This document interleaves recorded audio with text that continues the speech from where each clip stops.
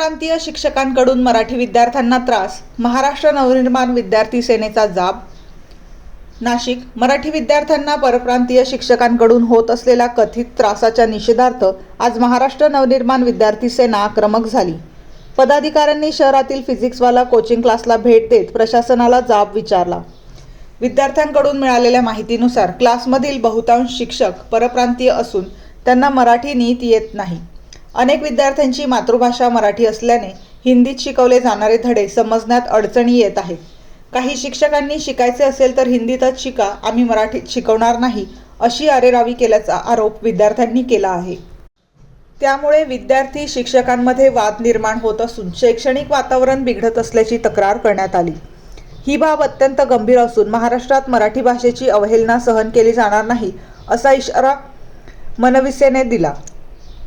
Office कर्मचारी मराठी असताना शिक्षक मराठी का नसावेत असा सवाल उपस्थित करत मराठी जाणणारे शिक्षक नियुक्त करण्याची मागणी करण्यात आली.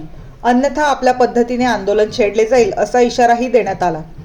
यावेळी मनविसे शहराध्यक्ष ललित वाघ, प्रदेश कार्यकारिणी सदस्य उमेश भोई, बाजीराव मते, उपजिल्हाध्यक्ष नितीन धनापुरे, शहर संघटक अक्षय कोंबडे, विभागाध्यक्ष रोहित उगावकर, मेघराज नवले, मनोज सावंत, मयूर पाटील, दर्शन बोरसे, मयूर जैन, सागर भागवत आदी महाराष्ट्र सैनिक उपस्थित होते.